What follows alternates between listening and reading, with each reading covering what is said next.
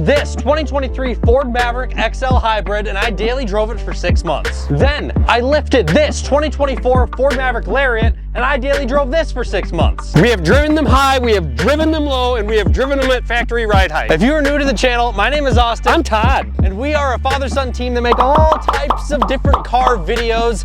And over the last year and a half, I have driven all types of Ford Mavericks. Today I'm going to tell you if you should lift or lower yours. All right, Austin, we're not going to get over the top with everything we've done to these because there are numerous videos on the channel that go over every single accessory aftermarket option that's been put on both of these Mavericks, so make sure you check those out if this happens to be your first time tuning in. If this isn't your first time tuning in and you're following the journey of the Mavericks, you'll notice on the XL here, we actually switched out the 20-inch winter wheels and we took the factory wheels off the FX4 and threw them over here. Yes, we did, and that improved the sidewall, and it also shrunk the vehicle down by about an additional 2 inches because of the wheel diameter. So this Maverick is sitting lower than it was sitting when we had the 20s on it.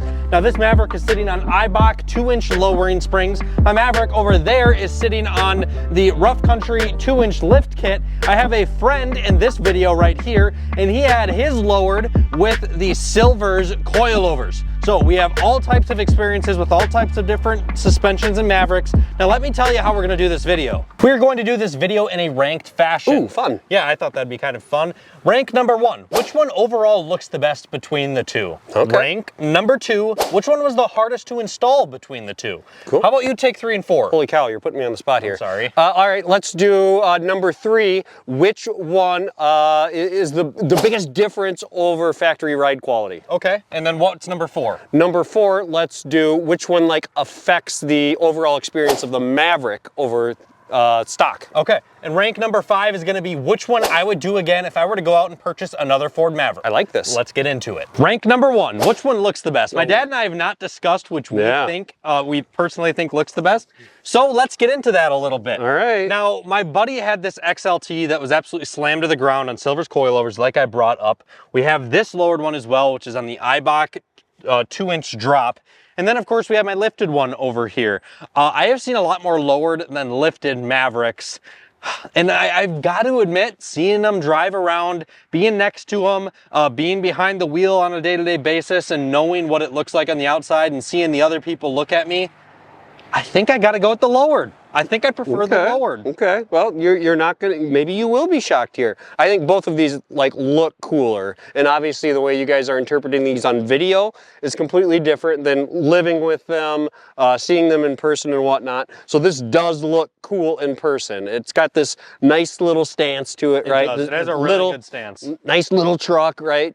But the body and the size of the Maverick, my opinion, it just looks more natural lowered. It looks, I would agree. It looks better as like a street tune truck. It's almost too small to be lifted and put on off-road wheels and tires. I would totally agree. It looks like a good street tuner truck. It looks great slammed to the ground. It's got the perfect body lines for it.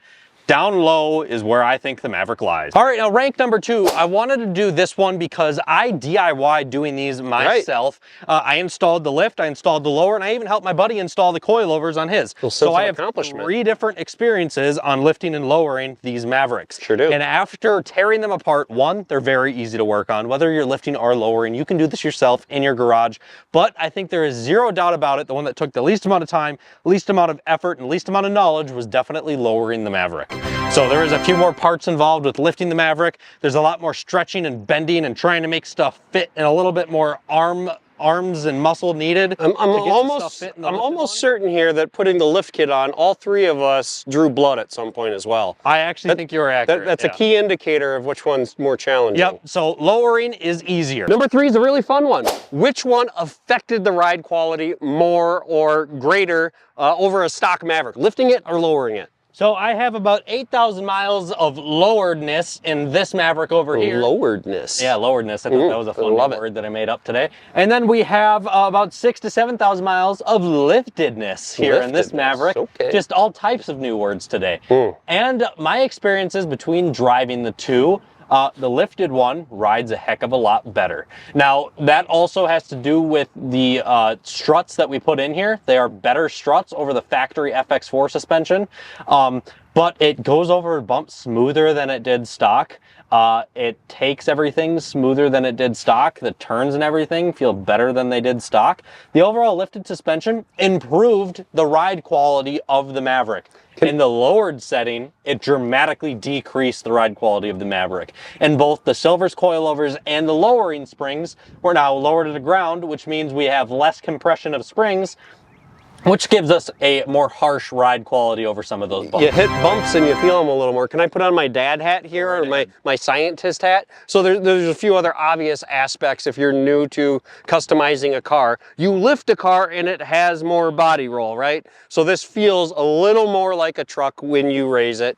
Not much, because you're still on the platform of the Maverick. You lower it and it feels more like a sporty car, right? Yeah. So just very basic comment there. Yeah, especially because these are unibody platforms. Lowering these Mavericks actually gives them quite a bit of handling. Now, in my buddy's Maverick that had the Silver's coilovers on it, we actually took it around BIR, the racetrack, and we were booking around some corners. Yep. It is quite impressive because when you lower these Mavericks as well, the camber gets a little bit more aggressive. So it gives it a pretty aggressive stance too, and it can put itself around some corners. Before we move on to number 4, the other thing to just, again, dad comment here, there's going to be a huge difference depending on which tires you put on. That's going to affect the ride quality with some mud terrain tires versus some like 20-inch more low profile tires. Absolutely. Austin, we're on to number 4 already. We're clipping right along.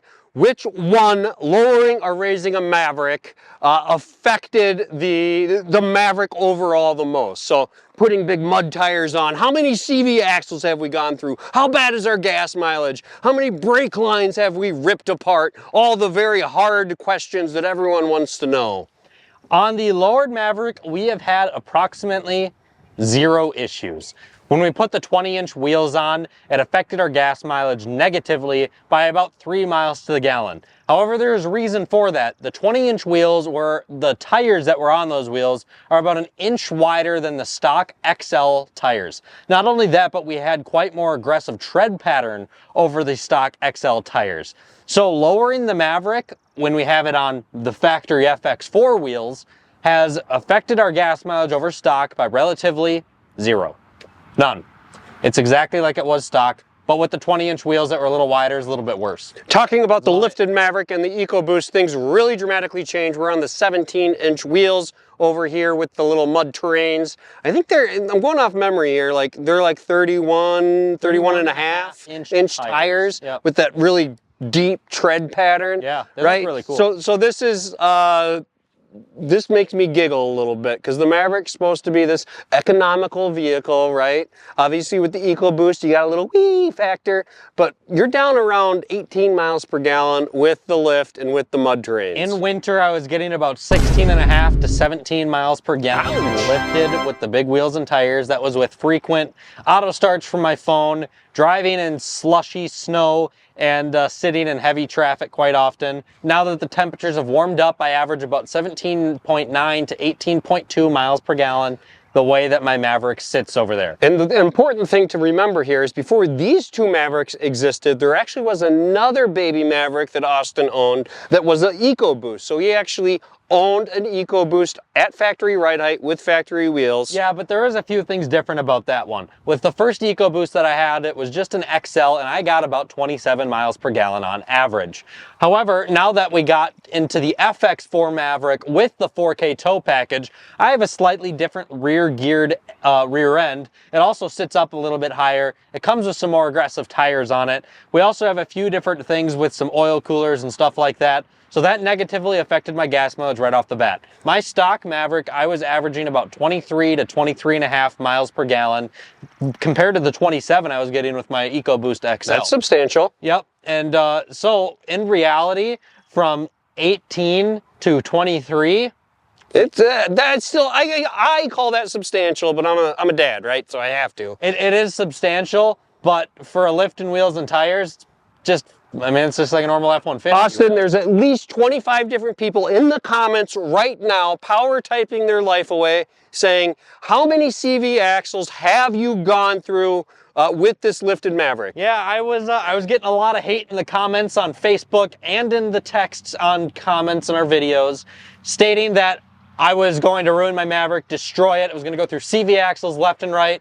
I've gone through none. I haven't seen a leak. I haven't had a single issue. Haven't heard a single noise. Nothing. I literally just crawled under this before this video and inspected all 4 of the boots up front. They look brand new. Yep, absolutely zero issues with my super aggressive lift, super aggressive tires. The only issue that I have with my Maverick on its big wheels and tires is when I'm near full lock, it rubs on the felt liner. Oops. Ladies and gentlemen, we have booked right on through these on to number 5. Which one I would do again if I bought another Maverick? If I could go back after owning 3 Ford Mavericks, after heavily customizing 2 of them, having a Friends that I was in that was heavily customized, what would I do if I were to go back in time, order a different Maverick than the one that I have right now, and keep it for the rest of my life? What do you think that I would do? You would just keep it stock and not touch it, obviously. I would not. What I would do is order that exact same one, I think. Mm-hmm. So here's the thing though. Here's what makes it a little bit challenging. Living here in Minnesota, this is one of the greatest vehicles, this one right behind me, that I have ever driven in winter.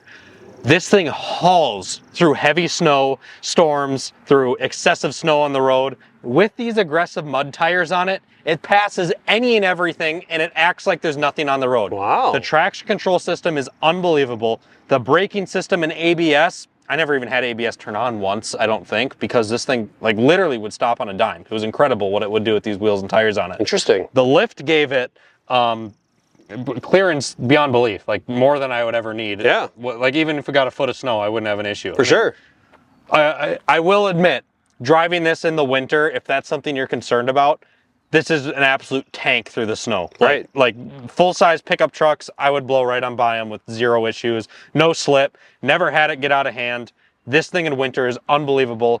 The front wheel drive does make it a little challenging. So if you are concerned about driving a front wheel drive car in winter, even with the winter tires on it, I will admit this thing kind of sucked in winter. For sure. It was not great. The ground clearance wasn't the issue. It was the overall lack of being able to accelerate, the lack of being able to steer, and the lack of being able to brake. All of them sucked on a high-rated winter tire.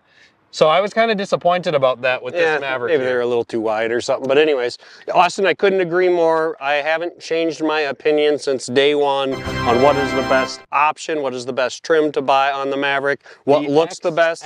This is it. The XL Hybrid is like phenomenal.